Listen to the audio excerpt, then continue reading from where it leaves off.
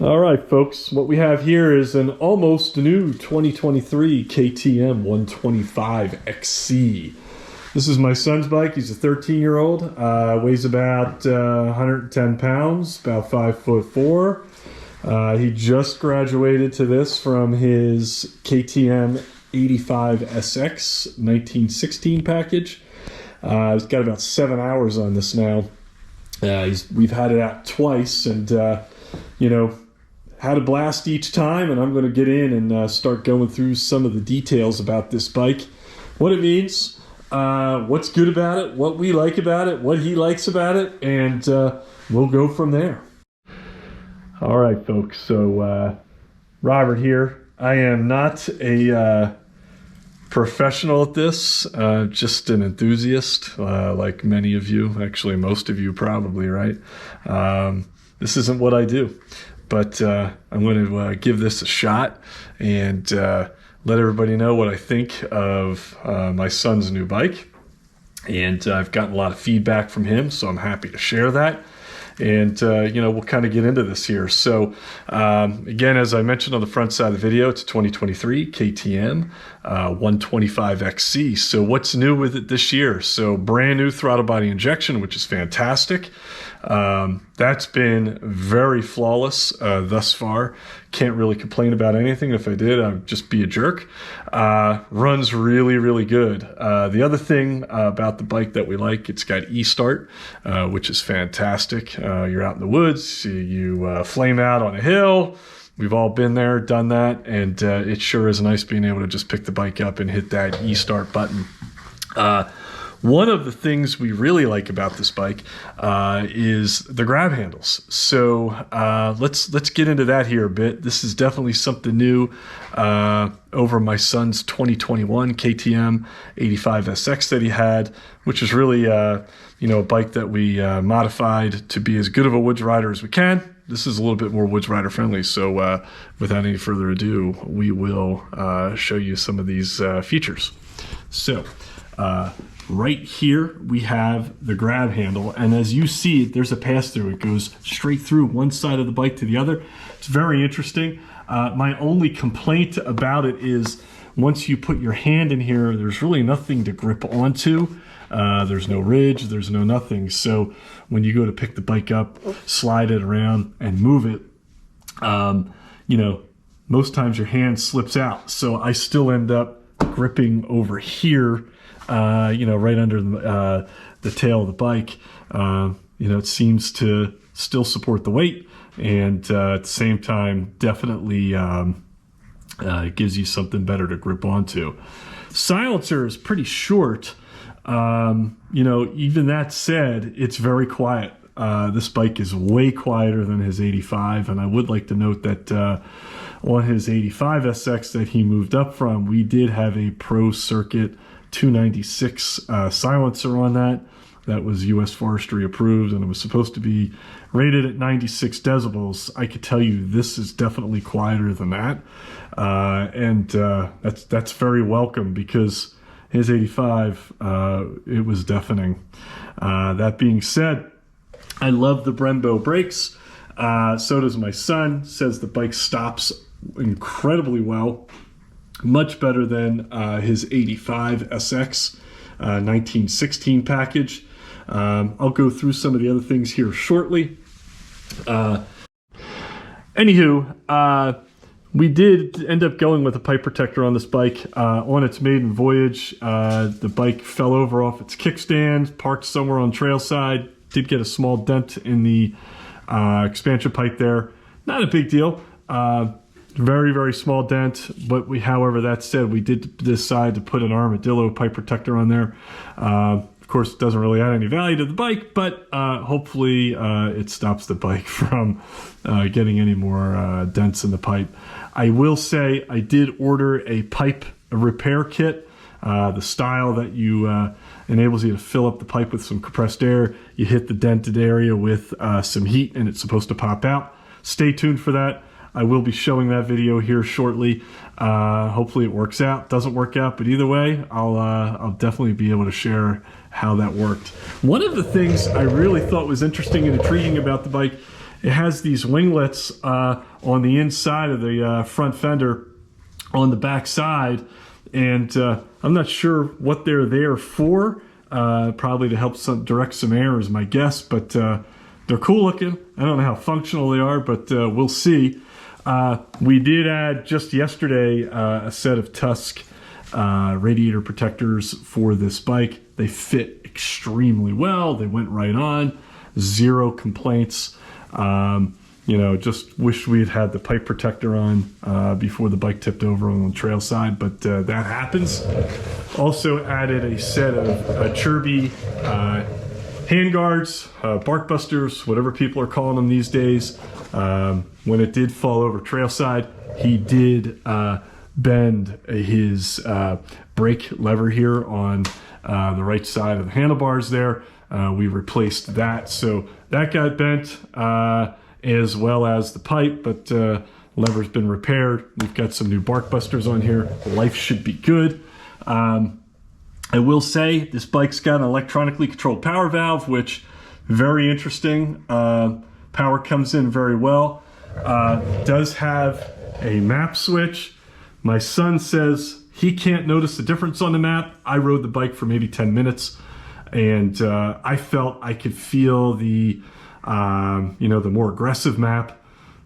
The power definitely comes in much more quickly than it does on the map that's for, sand, loose gravel, etc. I could tell the difference. He said he couldn't, but we'll go from there.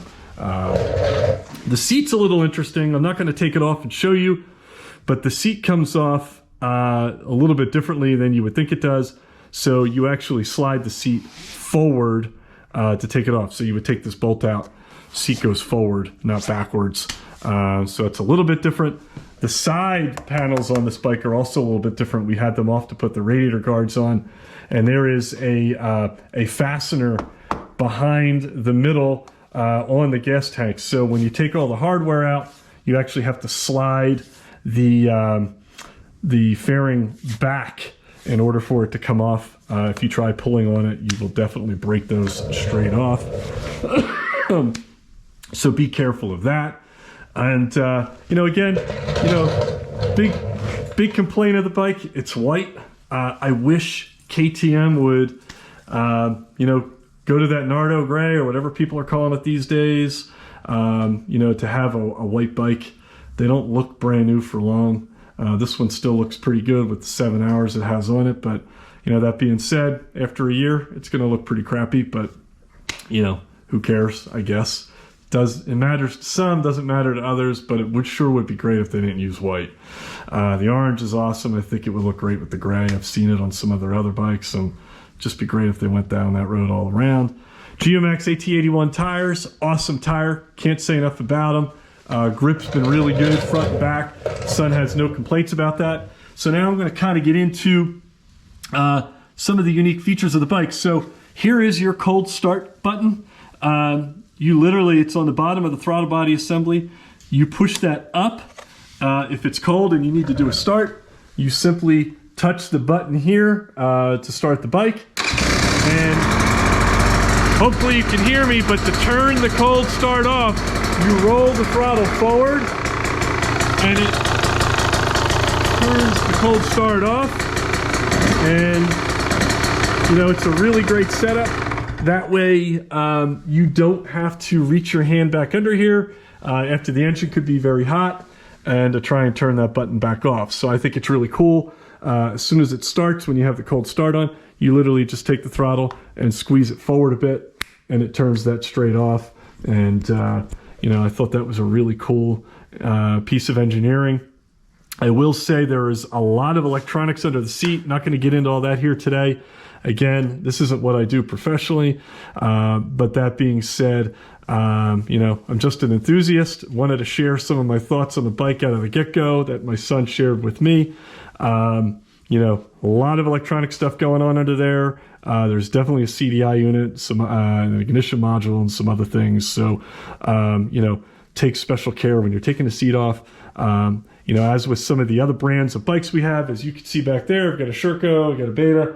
My son's got Pat Smudgy's old trials bike. It was his practice bike in 2017 or 2018, but that's got a little history there to it. But as you can see, got a little experience. My recommendation would definitely be to take the connectors apart, as I have on the other bikes, and make sure you put some dielectric grease on them, prevent them, save them from corrosion, breaking off, leaving you stranded trailside, which would suck, and definitely get into that. But, like I said, what I thought was the biggest cool feature of the bike were the built-in grab handles, although with there not being a lot to grab onto, looks cool, but really kind of useless in my opinion.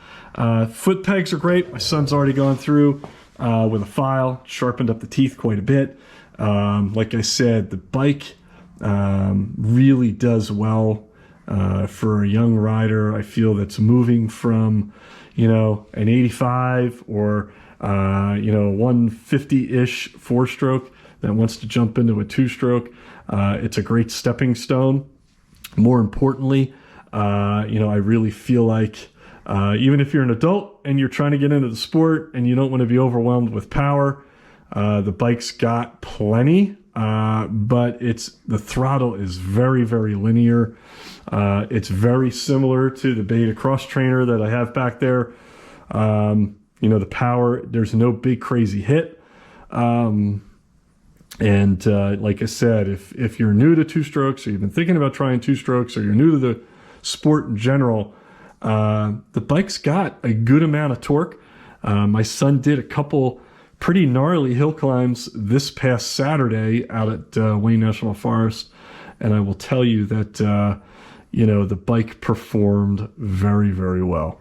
No complaints. So I would definitely recommend the bike for anybody. Comes with a very nice skid plate here right out of the box, and like I said, this bike has 7 hours on it. We have done a gear oil change on it already after its first 4 hours, and we're running the 40-to-1, which is what it recommends, which I thought was a little on the low ratio side, but the bike doesn't smoke a lot. So whatever they're doing with the fuel injection and the delivery and the timing of the ignition, it's doing a great job, really burning out and burning all that oil.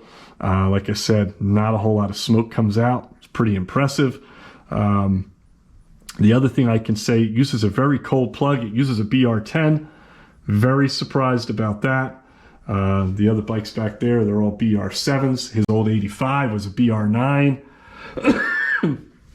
Excuse me, getting over a cold.